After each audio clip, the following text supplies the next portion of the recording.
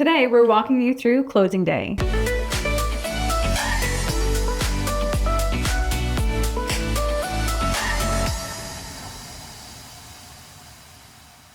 Hi there, we are Denise and Marc, a husband and wife real estate team in the Greater Moncton area.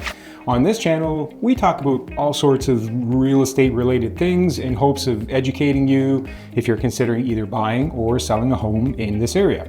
We talk about New Brunswick and the Greater Moncton area. We show you neighborhoods. We talk about the process of buying a home here and all the steps involved. But today we're talking about what happens once you've been through all that.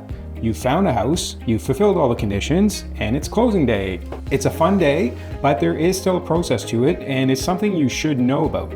So let's break it down in steps. First off, by the time closing day arrives, you'll probably have already met with your lawyer to sign all the necessary documents. This step is crucial because it ensures that all the legal paperwork is in order for the transfer of ownership. And a couple of side notes, you will need a lawyer who is licensed to practice law in New Brunswick. Yeah. And in this world of electronic signatures, lawyers still need original signatures for these documents. So you will have to meet with them in person.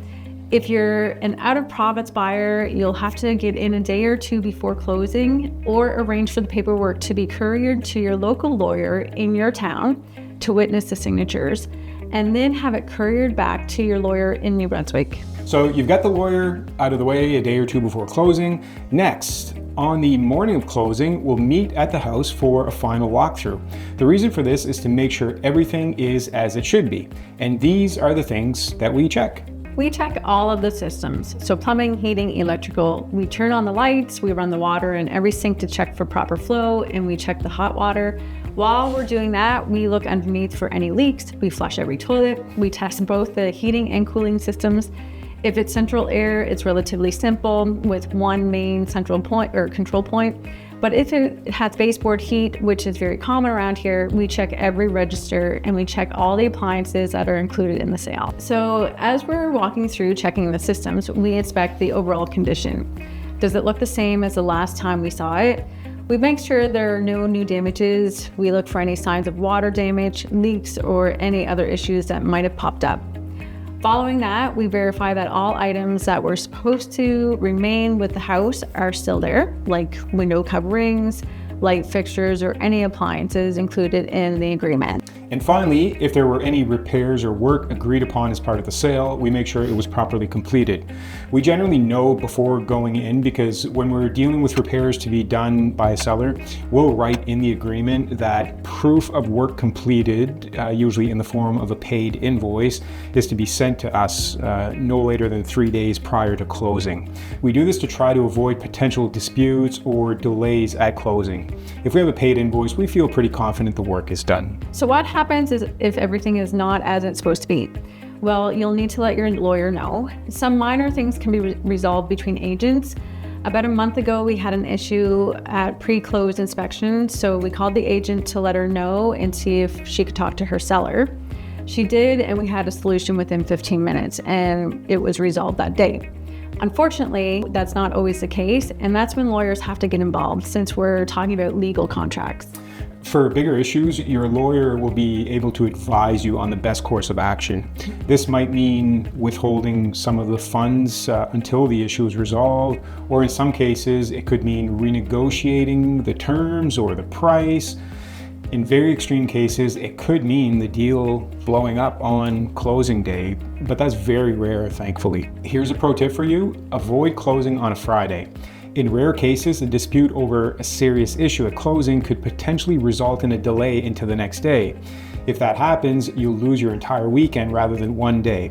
We tend to like closing on Thursdays. That way, if there's a delay into the next day, at least you don't lose the weekend for moving. Let's go back to assuming that everything looks good at the pre-close inspection. Once you're satisfied with everything, you'll let your lawyer know and give them the go-ahead to proceed with the closing. Mm-hmm. This is what we consider the painful part. You're all done, you're excited and ready to move in, but you have to wait. And you may have to wait most of the day. What's happening behind the scenes is the lawyer is completing the final checks, ensuring all funds are in place and verifying that all conditions have been met. They're registering the title transfer with the local registry office, and they're facilitating the actual transfer of funds. This can often be the hold because there are specific instructions for the lawyer to follow from the lender for the funds to be advanced and transferred to the selling side. And finally, the part everyone looks forward to, getting the keys. But remember, we can't give you the keys until we get the okay from the lawyer. This is essentially the green light that all legal and financial aspects are complete and you are now the official owner of the property. So here's another pro tip for you. Don't book anything where you'll need access to the house on closing day. We strongly recommend only booking things like movers, new furniture deliveries, and service provider installation crews the next day. The lawyer's part, you know, the painful part, it can take most of the day. We often will not get the word until late in the day, sometimes around supper time. Mm-hmm. But when we do get that all clear from the lawyer, we'll meet up with you and hand over the keys.